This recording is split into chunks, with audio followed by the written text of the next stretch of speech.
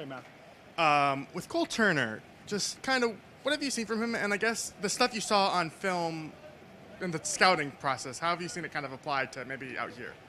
Well, I think the biggest thing as far as when you look at the offense tape, more so than anything else, is just his ability to be a good route runner, present a good target, and make some tough catches.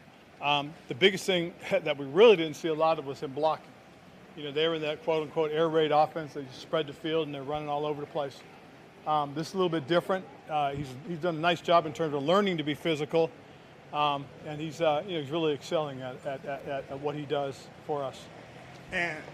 And Carson kind of historically has thrown to a lot of tight ends. Do you see that connection kind of forming between them? Oh, very much so. And, I can't wait till we get John Bates back out there. I can't wait till we get Logan back out there as well. I mean, the relationship he can have with that unit as a group, I mean, could be very good just because I like that group. It's a very versatile group of guys. Each guy has his own personality in terms of what they can do, and I think that's big for us.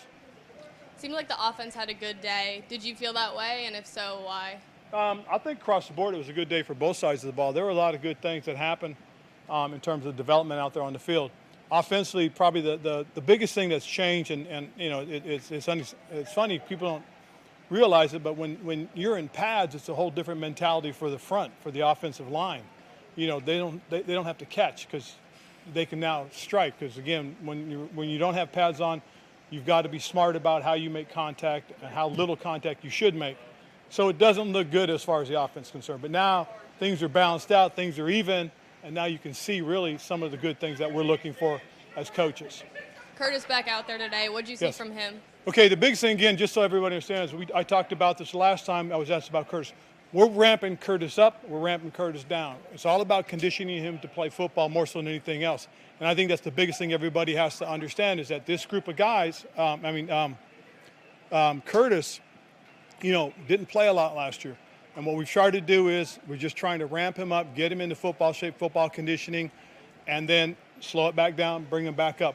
Our ideal plan for him is just to continue with that, get him ready to play the regular season. This has nothing to do with last year's injury. This is all about how we're going to maintain him to get him prepared and ready to go. It's the way we mapped it out, the way we planned it, and we'll continue to do that with him. It was good to see him. You saw some of his versatility out there as far as that was concerned, lining up in the slot, lining up as the X or the Z, and then motioning him across, putting him into the backfield. All those different things we can do with Curtis, that's his versatility, and that's what we really expect from him. Do you have to put him on any sort of like a pitch count when you're out there as part of the ramping up or anything like that? Not a pitch count, but it's about getting as much of the peak performance out of him as we can, okay, and then bring it back down and then condition him up again. So again, it's something that in talking with Al and talking with the doctor about the best way to handle his ramp ups, and we're just trying to do that. We're trying to be very mindful of it. Again, we know he's a valuable piece, and once we can get him into that shape, now you can cut him loose and let him go. Jahan Dotson, obviously you guys liked him enough to pick him where you did and all that. What have you seen from him throughout this camp, just compared to what you saw last year and throughout the process? Well, probably the biggest thing is he has a lot of versatility as far as position flex for us, playing all three of the wide receiver spots. The biggest thing that you do see is his situational football. He's very aware, especially when you watch some of the third down stuff, just that he understands. He understands the importance of depth of your route, understanding of where to put yourself to present that target, finding those windows of opportunity. I mean, he's been really good, and he's been a really good target for our quarterbacks. I got a third one to follow up on that, so I apologize. With Jahan, he seems to play bigger than his size. Yes. How rare is that for a guy of his size, and why can he do that? It is rare. I mean, you have to have special ability. Probably one of the really, really good guys at it. I was fortunate enough to watch Steve Smith. That guy has got, he played bigger than his size, and he played above the rim. And when you watch Jahan, he does play bigger than his size, which is great. I mean, you want people underestimating his ability because he has potential to make plays. Day to day, how do you measure progress in training camp? Watching the mistakes get limited, watching guys you could see guys starting to understand how the concepts work on both sides of the ball. when we get together, we talk about how guys are progressing. You don't want to hear how he's making the same mistakes. You want to hear, hey, that's a great decision by the quarterback. Love where he threw the ball, threw it away from the leverage. I mean, those are things in terms of helping us to judge what's going on out there. Has there been one particular place that you can kind of pinpoint that you've seen kind of, not maybe the most progression, but just kind of exactly what you're talking about, the lack of mistakes, the concentrations, all those things? No, I think right now, because it's still so early, and we're still developing. It's been constant right now, which has been a good plus. We really haven't had a day where I'll get into the team meeting and tell the guys I was truly disappointed. So to me that's important. I mean, when that happens, you guys will hear me out there. But so far things are progressing. We saw Drew White get carted off the field Tuesday. Do you have an update on him? Yeah, unfortunately, it's an ACL tear. He had this. It was one of those. You could almost term it as a non-contact. He had his leg planted, and he went to make a turn and pivot off of it, and his cleat stayed in the ground, unfortunately. So it's very unfortunate. He'll go through the process with the doctors, and the team will take care of all of his medical needs, and he'll be on IR. What is the plan for kind of filling in depth there at linebacker with him? Well, we're looking at a couple of options right now, and we're actually very pleased with what we've seen from the young guys, and we'll continue to go through these things with with the scouts right now. Talking to Eric about what our plan is and what we're going to look at.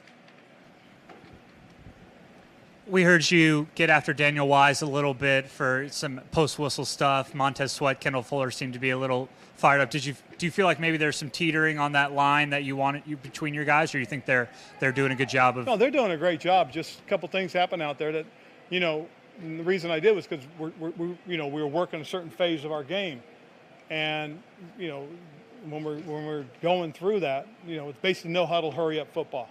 Not 2 minute, but just no huddle. And we're sitting there arguing about little things, and the whistle gets blown and we're still screwing around, and we can't do that. We got to get our asses in position, and we got to play football. That's what I was pissed off about. When the game gets hard, when there's pressure on you, you can't do that. You gotta maintain your focus and line up and play football. You got to get past those things, and that's why I was, a little agitated about what went out there, because that's. You can't get those real reps until you play a game, but this is as close as it's going to get. So if that's what the practice calls for, let's stay focused. Let's take care of our business, and let's go out there and do it. That's what happened. Ron, can you speak on the defensive linemen, the depth behind our starters? What have you seen? Who suppressed you? What are you looking for behind those starting four? Well, I was very happy with what we've got going out there right now. I do like the challenge of finding that fourth guy. Our first three are very sound. Even though Phil's still a young guy, he's shown some flashes that show he belongs, and that's really a huge plus for us. But after that, Daniel Weiss has done a really nice job. He's a guy that's played for us. He's played some snaps for us. We have a couple other guys that we're looking at, and these are all guys that, as we go through it, we've got to watch them and see how they play when we get into the preseason games. Coach, I want to take a little bit off of football for a second, but keeping in sports, just seizing moments. Your thoughts on the passing of Vince Scully? I mean, he did baseball, but he's so legendary for so many calls. Just, your thoughts on the passing of this icon? Well, and we lost the great Bill Russell as well, and Coach Del Rio was talking about it to the defense, talking about this is an iconic man who passed. Who represented what the best of team was. Vince Scully was an iconic announcer that painted a tremendous picture. When you listen to his calls and the way he described things, that's what sports is about, is to have somebody that come here and paint that picture so that you can envision it, especially on radio, or especially in print when you're reading it. You're not seeing it actually happen, but you're listening to it or you're reading it, and if you can envision it, then they've done their job, and Vince Scully did that tremendously. Can you just speak on having the Spirit here today? Oh, that was really cool. That's one of the things that, like I told you guys that we want to do is we want to be able to support the local teams, the local organizations. and to have them come by. That's really cool. And talking to our guys, tell them, hey, this is a group of young ladies that went out last year and won a championship, and I think it's pretty cool to have them come out and check us out. We got a lot of guys, a lot of girl dads, and several of them were very interested in, and apparently I think they're playing here this week or next week up here and real close to us. So I think some of our guys may be taking their daughters to this game. Anything else? All right, cool. Thank you, guys. Thank you.